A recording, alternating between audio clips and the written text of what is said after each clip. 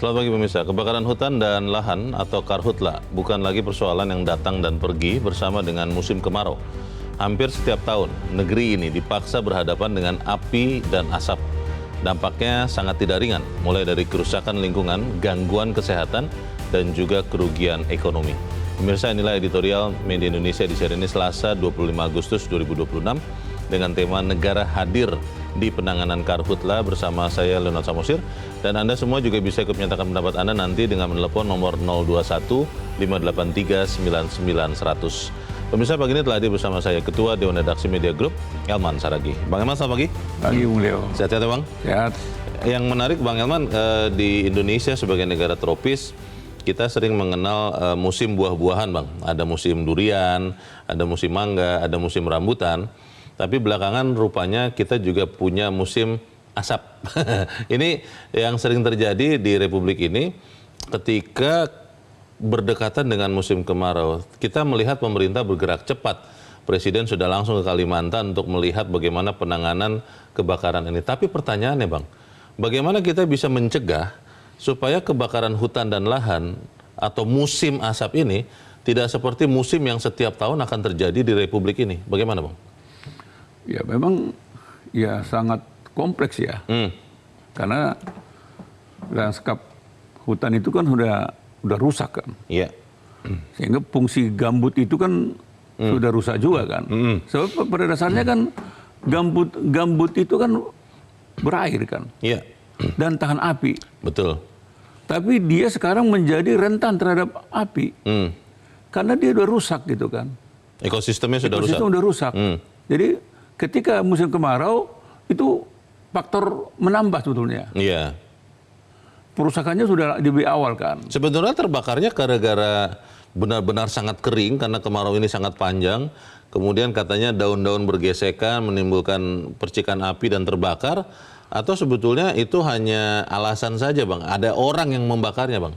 Ya kalau menurut berbagai kita lihat ya, para ahli mengatakan itu ulah manusia juga. Manusia bakar? Manusia bakar. Bahkan katanya sampai 90% lebih itu tangan manusia. Kebakaran ini? Kebakaran. Jadi kalau musim kemarau itu sebetulnya hanya faktor pendukung aja. Oh. Jadi walaupun musim kemarau, kalau tidak ada unsur manusia, tidak terbakar tidak terbakar juga itu.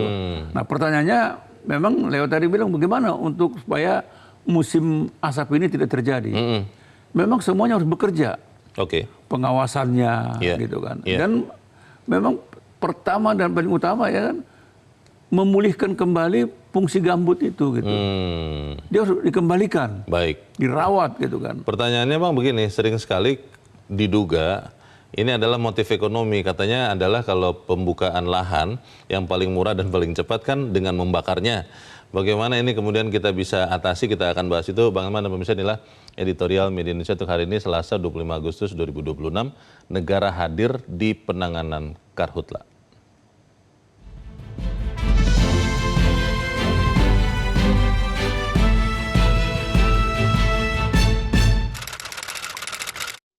Negara hadir di penanganan karhutla.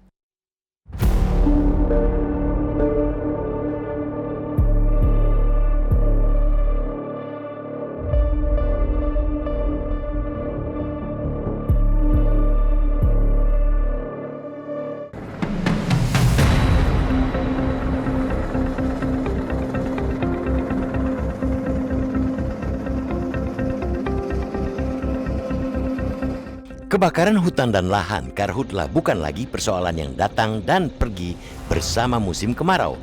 Hampir setiap tahun negeri ini dipaksa berhadapan dengan api dan asap. Dampaknya sangat tidak ringan, mulai dari kerusakan lingkungan, gangguan kesehatan, dan kerugian ekonomi.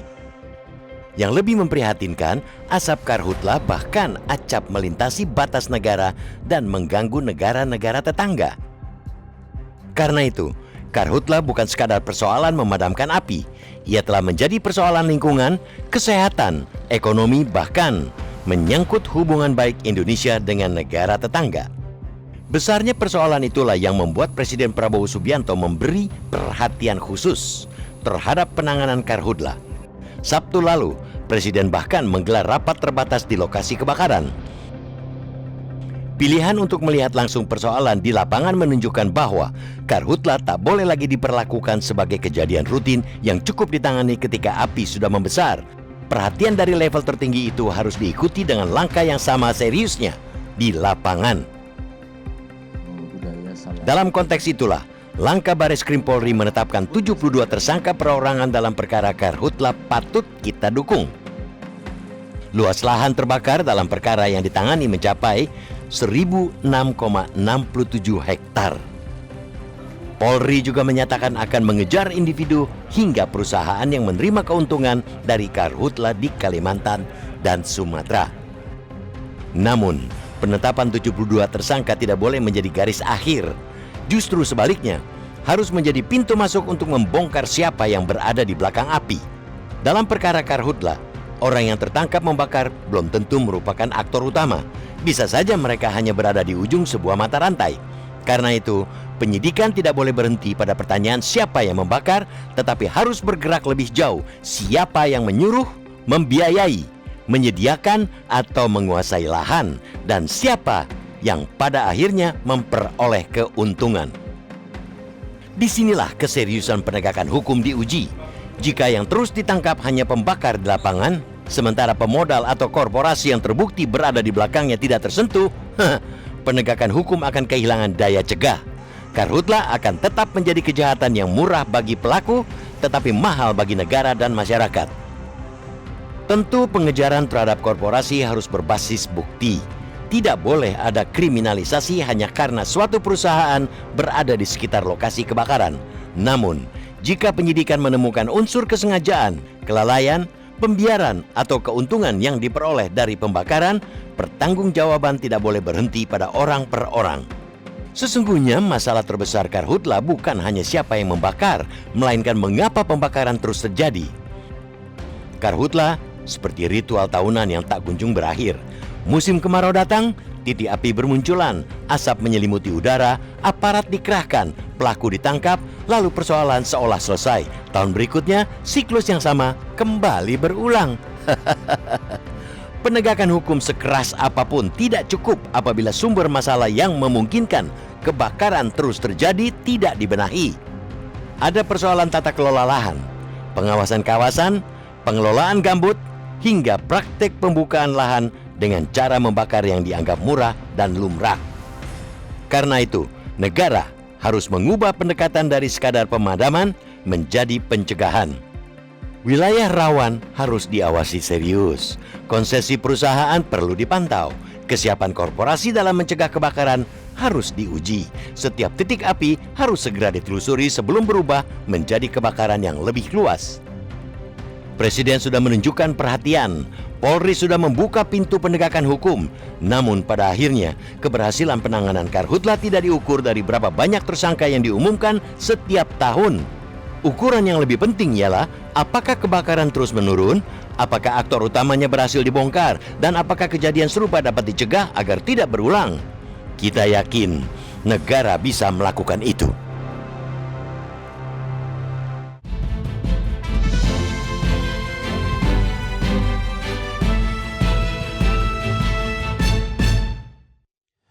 Di bagian berikut Anda bisa ikut menyatakan pendapat Anda, pemirsa. Untuk saat ini tetaplah bersama kami.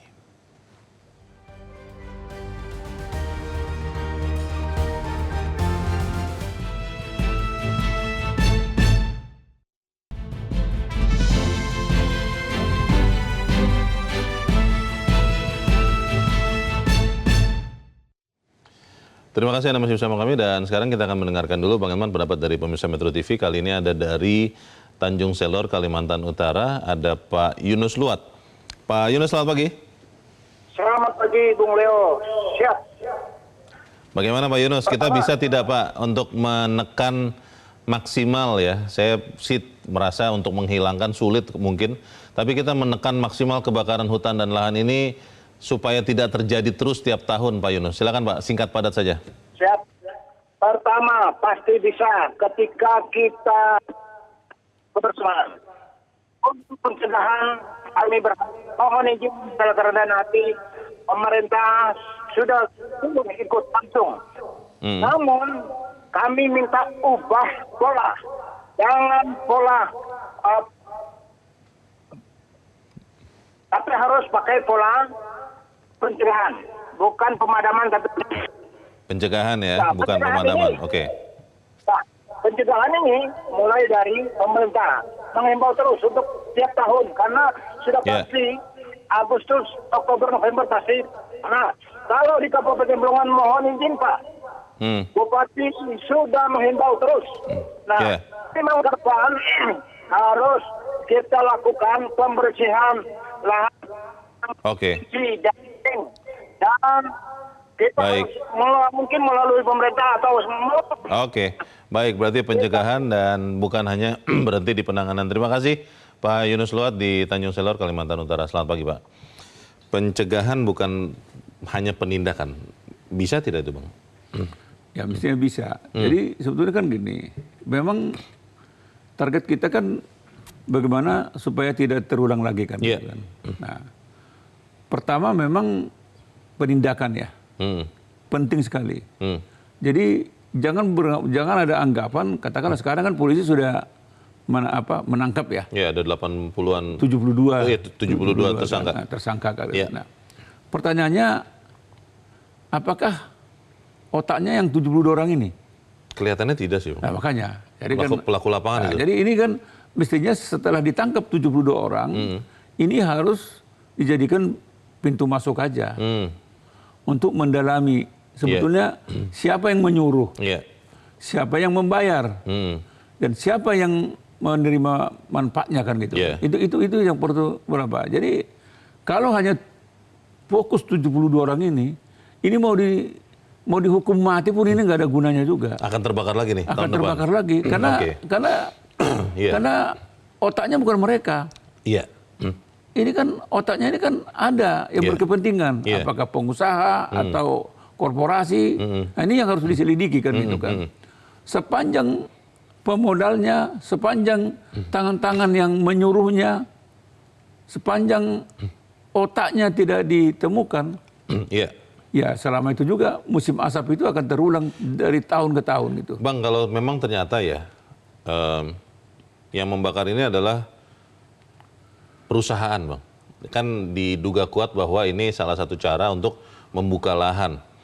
Kalau itu terjadi, ini kan ada kekuatan ekonomi, Bang, yang kemudian harus dihadapi oleh penegak hukum, oleh pemerintah. Ini seperti apa, Bang?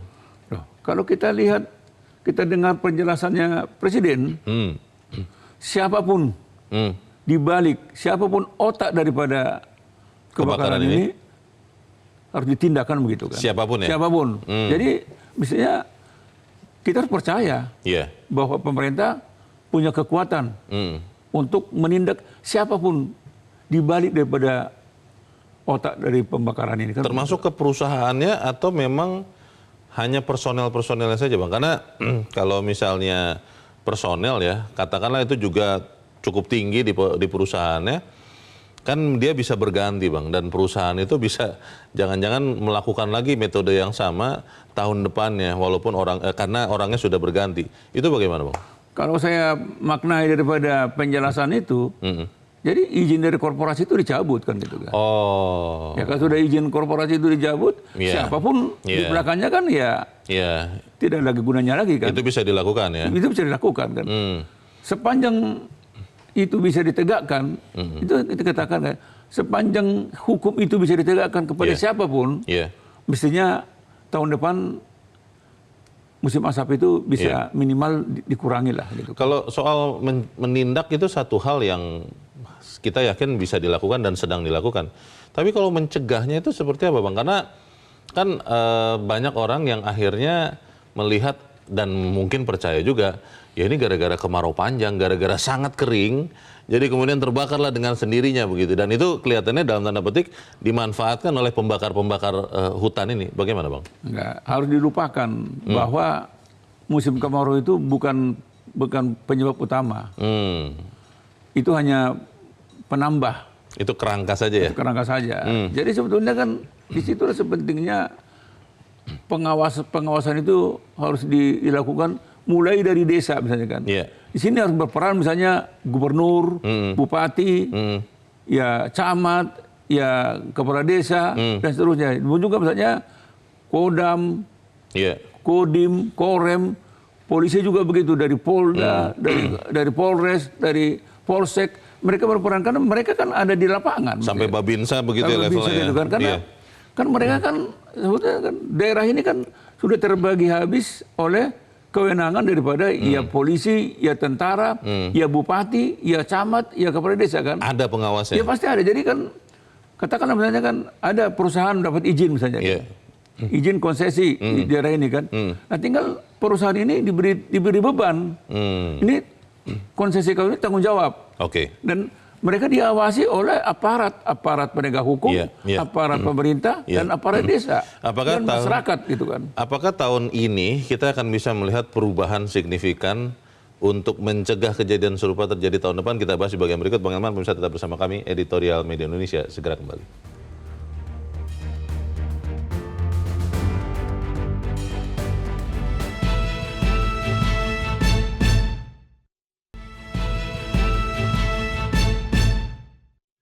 Terima kasih pemirsa, Anda masih bersama kami dan kita di bagian akhir dari diskusi kita pagi ini. Bang Elman, apa yang bisa kita harapkan bahwa untuk kali ini benar-benar ada sesuatu yang signifikan, Bang, untuk menekan kebakaran hutan dan lahan ini supaya yang sekarang kita padamkan tapi tahun depan kita bisa tekan maksimal, Bang? Ya memang ini harus pekerjaan bersama-sama ya. Sama-sama ya. Sama-sama. Jadi tidak bisa juga diserahkan hanya kepada instansi tertentu misalnya. Jadi semuanya harus itu kerjasama. Jadi katakanlah misalnya unsur pengawasan itu kan, itu memang mau tidak mau harus sejak awal gitu. Jadi sejak api itu kecil, kalau ada pengawasannya itu berfungsi, kan bisa dipadamkan. Sebelum membesar seperti sekarang. Nah kan asap itu kan nggak bisa sembunyi. Kan dia nggak bisa menghilang kan, karena kan muncul ke udara kan. Betul. Kan itu kan di situ kan ada aparat. Oh itu asap ada nih. Daerah mana ini? Ini kan mudah terdeteksi sebelumnya kan. Harusnya. Jangan dibiarkan gitu kan. Nah ini menjadi soal dibiarkan.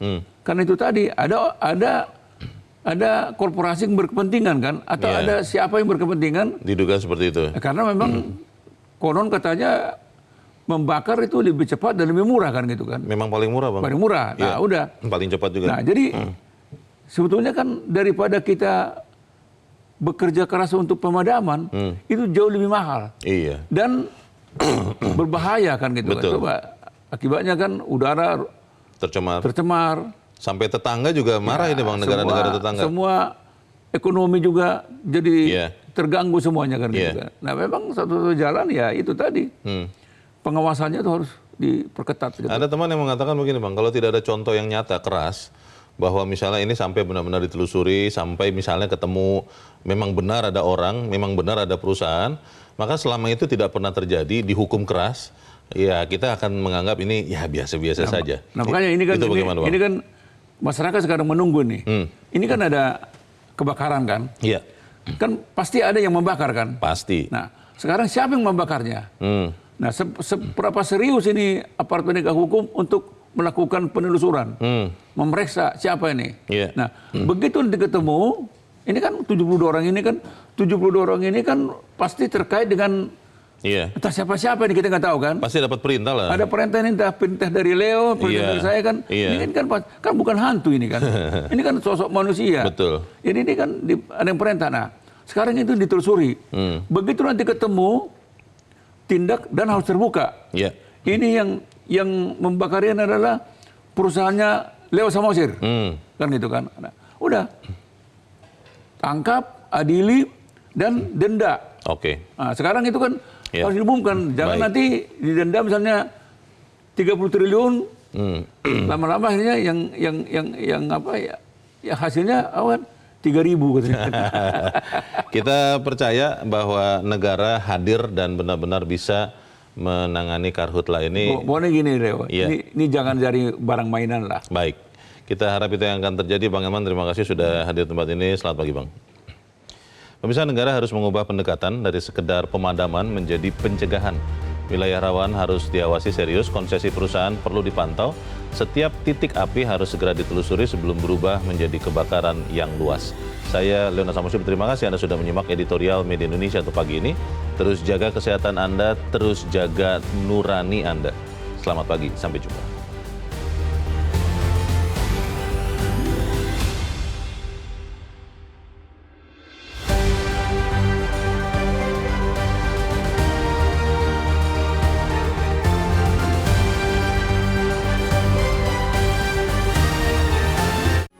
Metro TV. Jelajahi cara baru mendapatkan informasi. Download Metro TV Extend sekarang.